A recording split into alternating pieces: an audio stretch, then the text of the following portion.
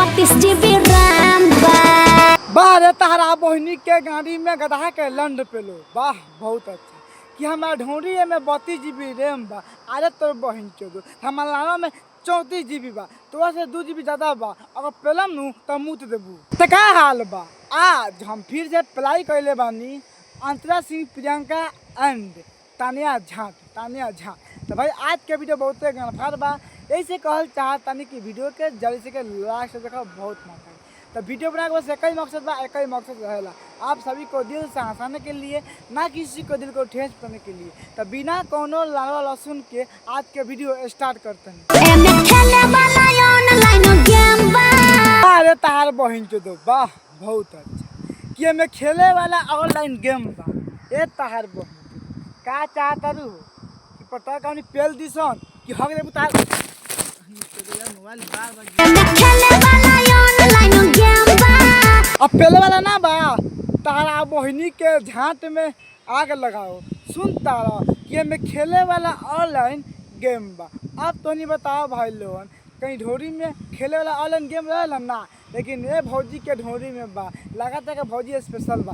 ए भौजी हिला के भर दी का हमारा ढोढ़िया में 32 GB RAM बा। का बा भौजी ना हमें कि एक तो फिर से बताओ कि तारा गाने में कितना दम बा हम सुनना चाहते हैं ना। भौजी कुछ कहले कि यार कि सुनला के बाद झाँट जो करेगा, लेकिन भौजी के मुँह से फिर हम दोबारा सुनना चाहते हैं। भौजी तो फिर से कहा था का बा ढोढ़िया में 32 GB RAM बा। बारे तारा बहनी के गाड़ी में सकल बमो के लंड पे लो। वाह बहुत अच्छा कि हमारा ढोरिया में 32 GB रैम बा।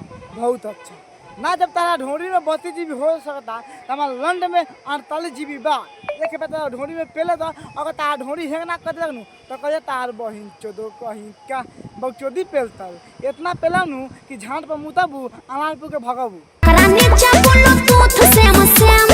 काली घाट के गुफा नहीं खे तारा लहंगा में तारा बहनी के पटा के पेलो। कितना झूठ बोलते यार के नीचे ब्लूटूथ से में सेम बा। अरे भौजी भंसरी वाला सबके पता बा ना कि तारा लहंगा के तारा ढोरी के नीचे नू काली घाट के गुफा बा कि कितना पेलबा नू तारा कुछ नहीं बस खाली फैली दर्द तो करबे ना करी तार बहन चोदो काहे कि तू रंडी बढ़ले बहन कितना बेशरम भी है यार के नीचे ब्लूटूथ सेम बा। तार बहन चोदो पेलम के लाने पर मुँह देबू हमारा ढोढ़िया में 32 GB RAM बा। तार बहन चोदो तार ढोरी में 32 GB होके तार 258 GB हमरा कोनो मतलब नहीं ना। तो बकचोदी सुन के पेट भर बहन प्यास लागल बा तो मुँह तो देखी पीली तोरा बहनी के पूरी में बैगन पर बहन इतना बेशरम लड़की यार आज तक हम देखले ना रही यार कितना गजाई यार। तो नहीं गाली सुने तो कब यार सारा कितना हरामी में बहन चोद कितना पेला तब भौजी की। अब क्या करी यार गणेश से ना बहन चोद की सुनला के बाद झाड़ झोंक कर देता। तू नहीं बताओ तो ढोरी में 32 GB में रहला। अरे ढोरी तो ऐसा जगह बा पवित्र जगह क्योंकि सब कोई देख रहा लेकिन हम गंदी ना लगा लेकिन ढोरी में 32 GB रैम कर देता बहन चोद। अरे तोर बहन चोद भौजी हमें साफ साफ बताओ तू लाड़ चटबू हमार क्या बात करते रे भौजी कि सोहाग रात दिन हम झाड़ दिले ऐठर। अरे भौजी एक दिन में तो ऐठर झाड़ दे तो गर्मी। अरे ऐसा कैसा हो सकता ना ये हम मान नहीं सकते यार। मतलब एक दिन में कौन झाड़ सकता है यार किसी भी मेहरारू का पानी एक दिन में कितना भी गुसल होगी ना कितना भी अच्छी होगी तो एक दिन में कुछ नहीं होता।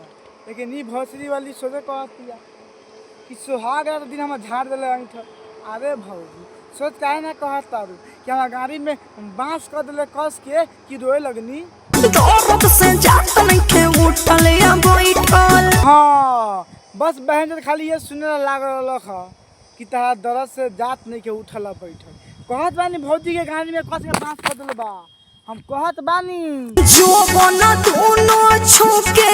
अरे तारा बहनी के गाड़ी में बड़का के लंड पेल का कहत तारू जोबन दोनों धक के छू के आ तोर बहन चोदो।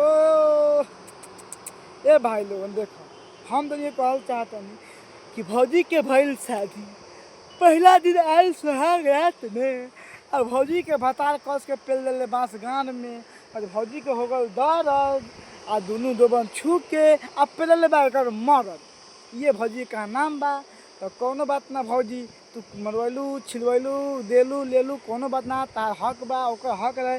तो बस कर तेरे वीडियो अच्छा लगे तोहरो आ भाई लोगन तो लाइक करो, शेयर करो और कमेंट करके बताओ वीडियो कैसा लगा। फिर से मिलते हैं कि नेक्स्ट में, जब तक के लिए जय बिहार जय बिहारी।